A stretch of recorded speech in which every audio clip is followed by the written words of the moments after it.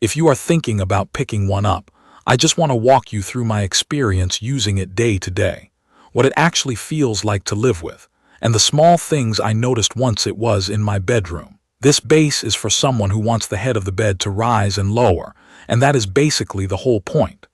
I used it for reading, watching videos, and sleeping with a little elevation when I was congested.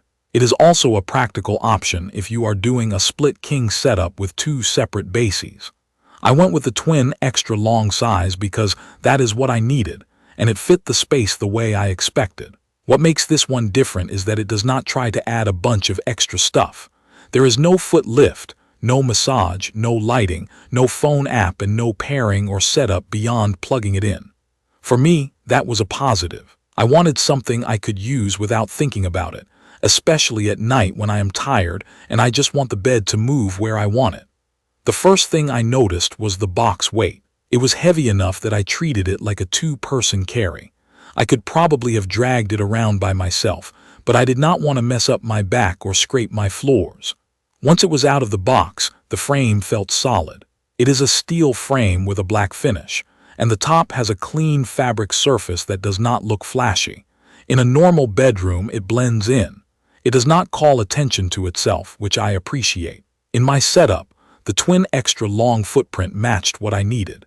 It is about 79.5 inches long and about 37 inches wide. I am mentioning that only because it matters if you are trying to line it up with another twin extra long next to it. The height also mattered for me. The deck sits around 14 inches high, and with my mattress on top, it landed at a height that felt normal when getting in and out of bed. I also had enough clearance underneath to slide a couple of shallow storage bins, which is a small thing, but it made the room feel less cramped. Setup was straightforward in a practical way. I unfolded the frame, attached the legs, connected the control box, and plugged it into the wall. That was basically it.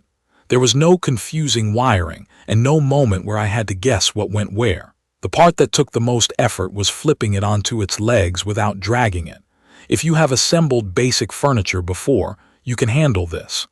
I would still plan on having someone help you, mainly because of the weight and because it is awkward to maneuver in a tight space. Once it was in place, daily use was simple. The remote is basic. I press the button to raise the head and it goes up smoothly. I press the other button and it goes back down. The motor sound is a low hum. It is not silent, but it is not harsh either. In my case, I felt comfortable adjusting it while someone else was asleep in the room. It is the kind of sound you notice, and then it fades into the background. The head lift itself feels steady. When I sit up and shift my weight around, the base does not creak or wobble in a way that makes me worry. I tested it the way I normally use a bed, sitting up, leaning back, reaching for water, moving my legs and rolling to one side. The frame stayed planted and the lift did not feel strained. It just moved at a consistent pace. The most common way I used it was a moderate incline for reading. I used to stack pillows behind my back and constantly readjust them. With this base, I did not have to. I could set the angle, rest my shoulders, and just read. When I had mild congestion, I raised it a little and it helped me breathe easier. When reflux was acting up, even a small elevation made the night more comfortable.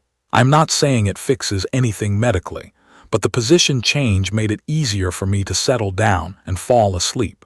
There are also a couple of real limitations that you should know going in. Because this is head up only, there is no way to raise your legs. If you want your feet elevated for circulation or pressure relief, this model is not built for that. Also, it does not have a wall-hugging design. That means when you raise the head, you do slide forward a bit relative to your nightstand. I noticed that when I was in a steeper reading position, I had to reach a little farther to grab my water or the remote.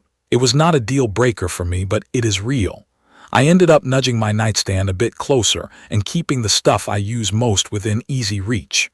The remote is simple, which I like, but in a dark room I did fumble a couple of times early on. The buttons are not hard, it is just that I was using it by feel.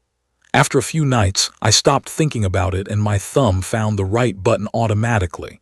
If you need backlit buttons, you will not get that here. I also paid attention to whether the mattress would slide around when the head goes up.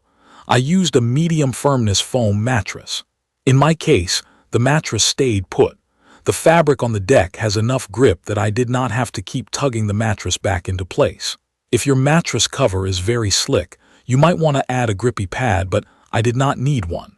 On power behavior, it works like most motorized bases. If the power goes out, it stays in the position it was in until power comes back.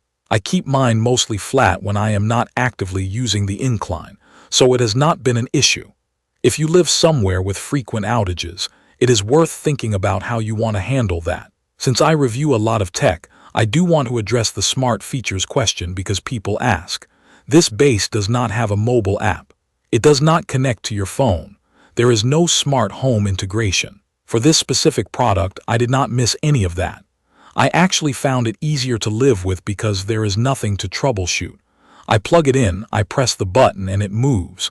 That is the whole experience. After using it for a while, my overall impression is that it does what it says, and it does it without drama. The construction feels sturdy. The lift motion is smooth. The sound is reasonable. Setup is not complicated, but the weight means you should not try to wrestle it into place alone. The trade-offs are clear. You get head elevation, but not foot elevation, and you will shift a bit away from the nightstand when you raise it. If your main goal is to sit up comfortably in bed, read without stacking pillows, watch something at night, or sleep with a slight incline when you need it, this base fits that use.